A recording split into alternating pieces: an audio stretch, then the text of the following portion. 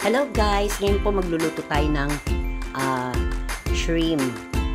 Ngayon po, imamarinate muna natin siya sa Sprite. Ibababad natin siya ng 30 minutes lang. Ngayon po, kapag nababad na po natin siya, mag-igisa tayo ng ilalagay na natin yung dairy cream. Yan yung pinaka-oil natin, dairy cream. Tutunawin natin siya. Kapag natunaw na siya,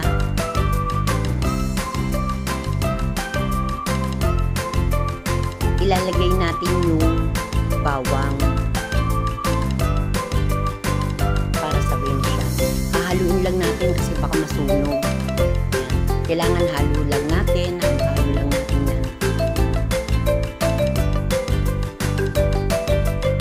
Walang tigil sa kahahalo para hindi siya masunog. Kasi baka masunog yung dairy cream. At pagkatapos niyan,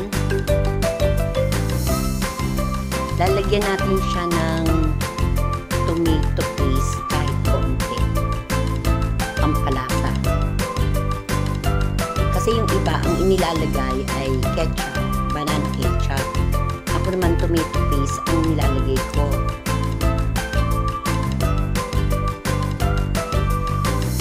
Yan, ilalagay na natin yung tomato paste.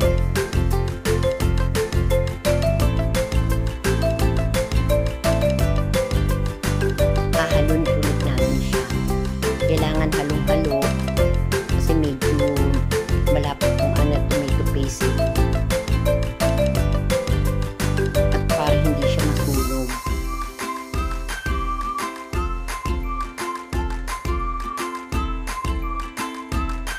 At syempre lalagyan natin siya ng oyster sauce. Haluin lang natin siya.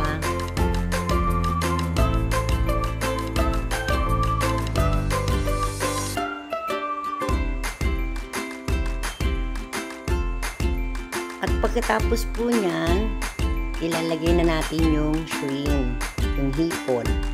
Yan, haluin natin mabuti hanggang sa pumula siya.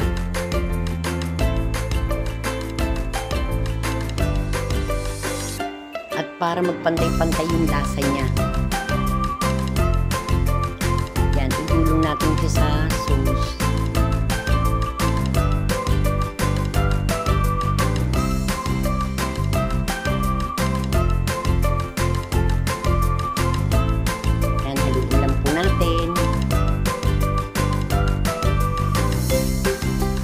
Kailangan pantay-pantay ang meron siya.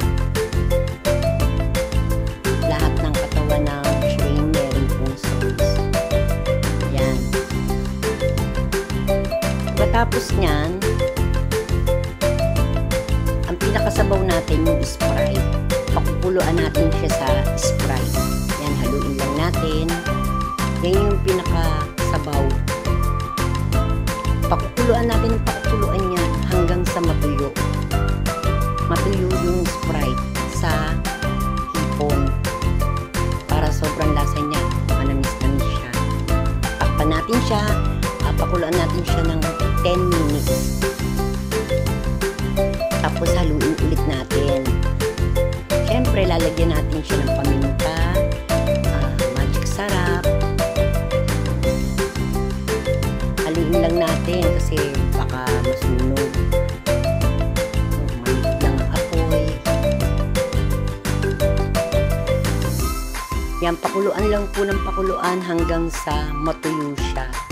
Para yung lasa niya kumapit sa hipon. Yan, lagyan natin ng paminta. Haluin lang ulit natin siya. Para maano yung lasa niya. Kumalat yung lasa niya dun sa hipon. Yan, pakukuluan natin siya ng pakukuluan hanggang sa lumapot siya, hanggang sa matuyo yung lasa niya kakapit sa hipon. Lagyan natin ng konting asin kasi medyo matabang siya. Depende yun sa panlasa nyo kung gusto nyo lagyan ng asin or tikman nyo muna bago nyo siya lagyan ng asin.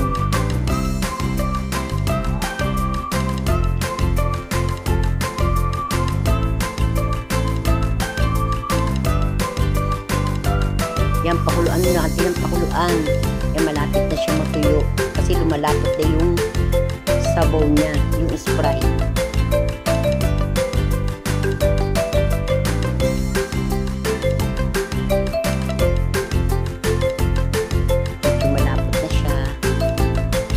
After 10 minutes, ayan po ang resulta niya. Natuyo na yung Sprite sa hipon. Yan, malasang-malasa na yan. Lagyan natin siya ng yung dahon ng sibuyas. Pampabango, pampalasa rin siya. Malinamnam.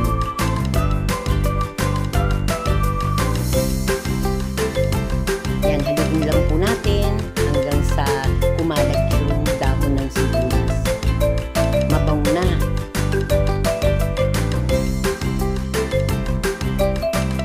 Kaya hanggang dito na lang po guys. And thank you for watching. See you next video. And God bless. Bye-bye. Bye guys. Thank you sa inyo po lahat. Bye.